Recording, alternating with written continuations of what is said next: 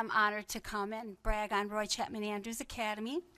And we're a very unique school in that we're a charter school, public charter school for the school district, and we serve students from 6th grade until 12th grade. So we have had quite a year. It has been a time of change, of growth, reflection, soul-searching, and discovery. When I came over to Roy Chapman Andrews, I really didn't know much about it. Kind of like when I went into the 4K program, I was thinking 4th grade. I didn't really know much about it. So lots of learning this year, not only from myself, but also from our staff. We started out with a new principal, me. We had a new secretary. We had a new advisor, which for our small staff was 50% of our staff was brand new. We had some governance board changes right out of the gate. We started our year with 61 students. 32 of those students were brand new, and 29 were returning from last year. Our year started with 4 advisors. We had some fresh paint and a lot of questions. When I first walked into Roy Chapman Andrews, when I knew that I was going to be going over there, it looked like a great big computer lab when I came in, and it was not too appealing. So we moved some things around, put some paint on the wall, and well, it was a little bit better. Currently, we have 64 students. 35 of them are new, and then the 29 returning. Throughout the year, we've matriculated 15 students. 12 students have left and 15 have come in, and the 12 that have left, they've either went to homeschool or they went to homebound. We had a couple students were ill, went to homebound. We had a few students moved out of the district. Then I think we had 5 that went to their home schools, either because of transportation or just because it was a better fit. We ended up in October with 3 advisors instead of 4 advisors. We lost one of our high school advisors in October. And then in January, we hired 2 interventionists to come in and help us out. We hired Cindy Bolins, who was a retired math teacher from McNeil. And we hired Sue France, who was a retired English language arts teacher from the high school. We implemented one-to-one iPads. All of our students were given a device to take home with them. We completely changed our learning spaces around. That's what we're doing right now, changing our learning spaces around. We're doing lots of planning for next year. We have lots of anticipation and excitement. So different when you're by yourself and you're rehearsing it, you know, and then when you stand in front of people, it's like, ah! Okay, our current data shows that we have 95% attendance rate, and that actually it's even higher than that. We've had a few of our kids who went to homebound who were very sick, and this attendance data reflects their absences. So our kids attend. They come every day, all the time. We've got really good attendance. Hardly any behavior problems at all, just a handful of behavior. We do restorative justice. If we have any issues between our kids, we bring them in, we problem solve, we take responsibility for our behavior, and then we restore the harm that was done. So we have a really cool culture. Our kids get along beautifully. Our WKCE data showed that we were 31.5% proficient in reading, 34.2 in math. While maybe that looked better than the other secondary schools, we're still not satisfied with that. We know we could do a lot better. Our MAP scores at the middle school level showed an average growth of 3.8 points, which is really good because it's a 3.0 projected point growth. The reading average for middle school growth was 3.0 points, and 2.0 is projected. Our math average for high school was 3.0 points, which is the average expected growth, and our reading average for high school showed no growth. It went flat, and we were really bothered by that. A lot of our high school kids are already at grade level or above grade level. They're really good readers, but they were just really flat at MAPS, and we were very, very discouraged by that. So what did we do with some of our data and some of the things that we are experiencing at Roy Chapman? We have continuous PLCs. Our staff meets together all the time. We are constantly talking and looking at our practice and trying to figure out who we want to be, where we want to go, how can we be better, how can we be relevant, innovative. So we're constantly in PLCs, in addition to the scheduled ones that we have with district and the scheduled ones we have on Fridays. So we're just constantly talking practice. There's a lot of passion to be really good at what we do. I sent some of our staff to a personal learning plan workshop, and that was a workshop to help our staff to be able to really help design personal learning plans for every individual student in our care. We sent staff to a project-based learning institute that was put on by the Buck Institute. They were sent to Madison. They came home excited, energized about the possibilities and ways that they could really up our quality of project-based learning. We are called a project-based learning school, but I don't think that we have done a really good job of being project-based learning, but we're going to. We all went to a Wisconsin Innovative Schools Network conference on innovation, which was super exciting. We met with schools from all across the state on innovation. So many wonderful things are happening across the state in just doing different things for kids, because while traditional school, and certainly the School District of Beloit, is doing amazing things, not all children fit in this large environment. Some children need a smaller environment. They learn differently. And so there's schools that are really incubating all over the state that are coming up with new and innovative ideas, and being able to part with them, to share ideas, to hear what they had to say was really exciting for all of us. We've done some book studies this year. We've actually done 3 book studies. We did, let me see what I got written down. Reinventing Project-Based Learning, The Big Picture, Leaders of Their Own Learning. So we're really trying to learn more about our practice and tapping into some other resources to do so. A lot of reflective practice, research, networking, talking to, like I had just said, people from other school districts, and really trying to make some connections. So that's what the staff has done. How about our students? Cindy Boland's, like I said, math intervention. We looked at all of our MAPS data, looked at the strands, looked at where we were weak, where we were strong, who was weak, who was strong, and we created groups dependent on that data. So she comes in 2 days a week, and she works with small groups of kids on specific skill building. Our reading interventionist, Sue France, she does a reading or writing workshop, and she's been getting the kids up performing and speaking and writing plays and acting them out. Our individual PLPs, we've really been, when we're looking at a kid, if they're struggling in a certain area, we're looking at what they're doing, and then we're trying to accommodate their learning plan to better meet their needs. The teachers, in addition to the interventionists, are also holding math groups and reading groups. And then additionally, we've got 16 or 17 of our high school kids going over to the high school for coursework. We're different in that we just have 3 advisors. That's all we have in our building. And these 3 teachers are responsible for every academic need that their students have. So we've got about a ratio of Scott at the end there's got 27 kids in his high school. Sarah and James have 20 each.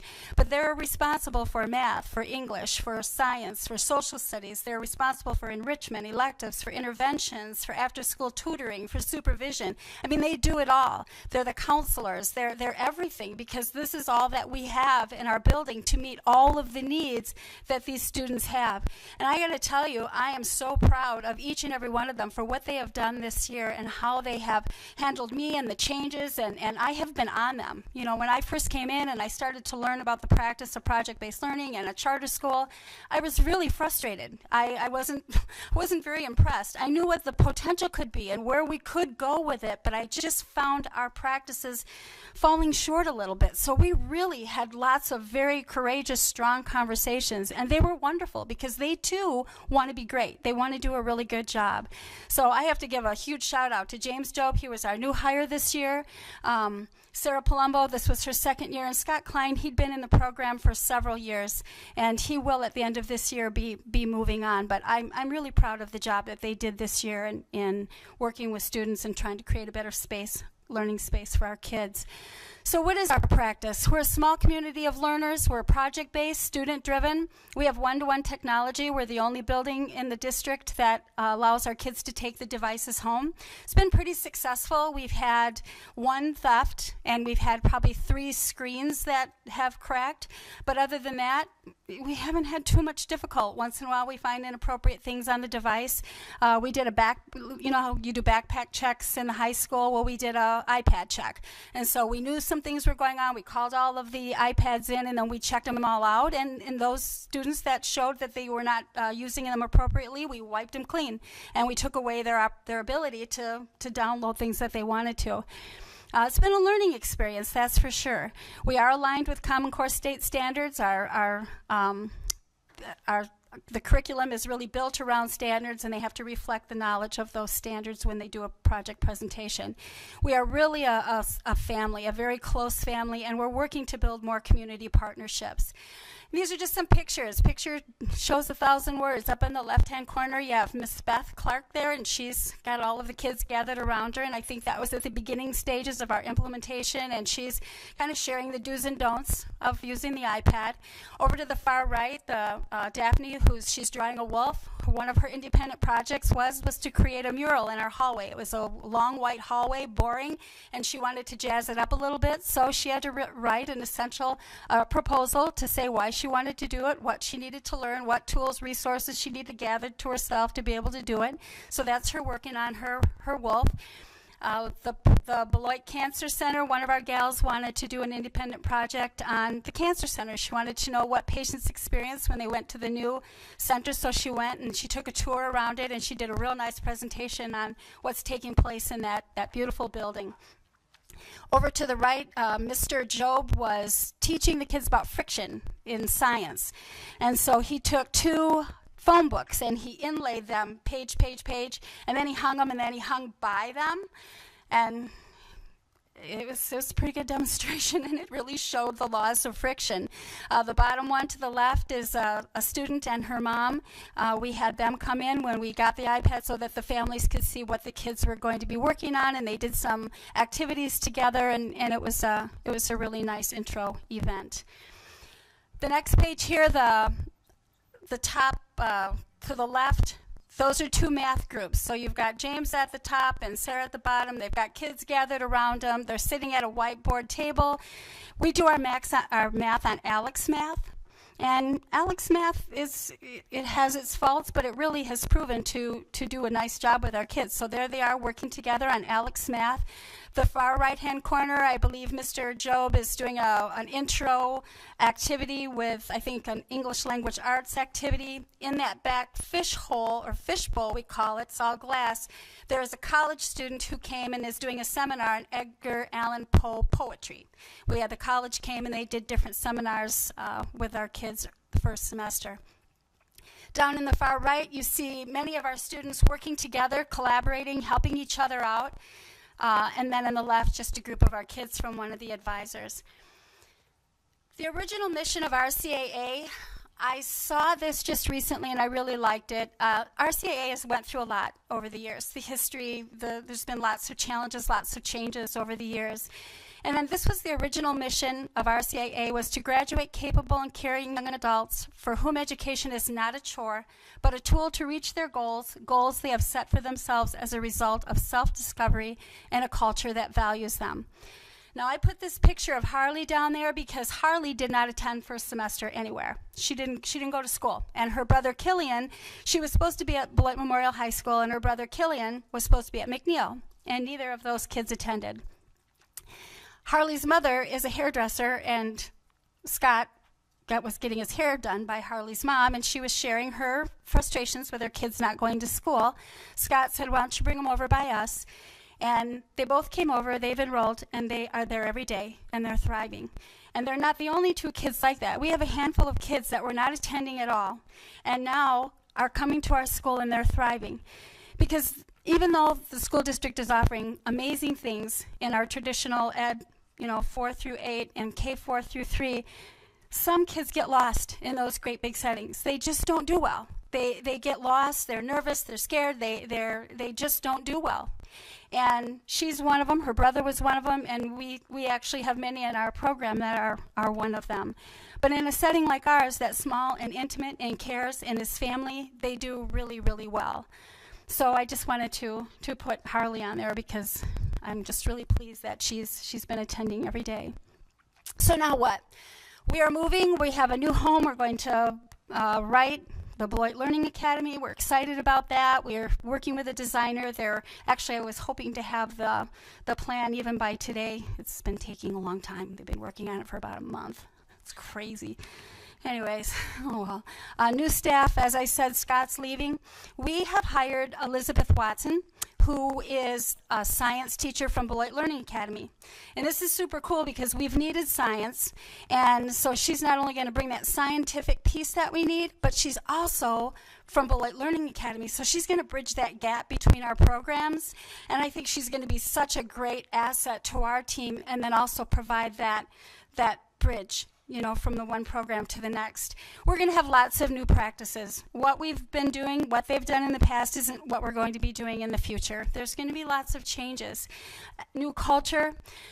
And how can we serve you service learning? We would love to do more expeditions because Roy Chapman Andrews, it was an explorer. He was a discoverer. He is known for that. And one of the things that I wondered about when I came there is, why are we not doing some expeditions and some discovery? Why are we doing everything just sitting on a computer? And so we really are wanting to do some thematic units where we are doing some discovery, and what better place to discover than Beloit, Wisconsin?